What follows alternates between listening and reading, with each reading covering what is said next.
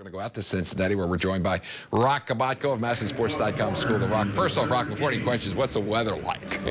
Well, it stopped raining. I think there's more rain in the forecast later. We need to get this one in. This may shock you, but we're not supposed to come back to Cincinnati this year. The tarp was on the field, off, back on. Now it's rolled up. We should start on time. We'll just keep our fingers crossed. Now, the Orioles have had some injury problems in the early going of the season. Let's get a little bit of an update from you about all the current injuries that the Orioles have. Yeah, Seth Smith may be headed to the disabled list. His hamstring isn't getting any better. Buck said, well, it's not getting any worse if you're a glasses half full guy, but there's no improvement at all. They're to the point now where if there's no improvement tomorrow, it may be a DL situation. So we'll have to keep an eye on that tomorrow, but he could be headed to the DL. Chris Tillman had a good work day today. He's still scheduled to pitch 2 p.m. Saturday at Frederick. He's supposed to stay there to make another start. And then if things are good, if the shoulder keeps feeling good and he's getting guys out, good production, even if they can get him up to 6 innings, they could activate him. There's a spot there, I think, on May 2nd for him, waiting, if he's still feeling good. Zach Britton, that forearm feels better every day. He's still getting the MRI on his elbow on Friday, but Buck keeps stressing it was already scheduled when we get back to Baltimore. It's not because there's been a setback. He feels great. And Zach told us, if he held up his arm, he said, if the elbow is South Beach, I felt the discomfort around North Carolina. The only time you don't want to be in South Beach is in this instance here. So he's trying to downplay it as well. Joey Rickard hit soft tosses today. He'll take coach's BP Friday or Saturday, go out on a brief injury rehab assignment, and then he should be activated. That left middle finger feels a lot better now.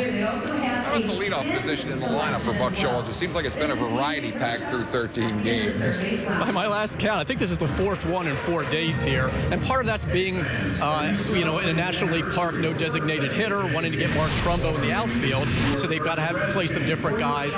Also, not having Smith, not having Rickard, they were the two leadoff hitters, kind of in a platoon, so they've been kind of scrambling here. Hyun-Soo Kim finally gets back in the lineup. I know fans have been frustrated, but it's been circumstances. There's been too many lefties and knuckleballer Stephen Wright that have kept him on the bench.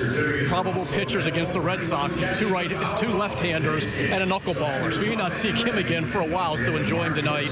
Mancini was the leadoff guy last night because Buck said if not him, who else?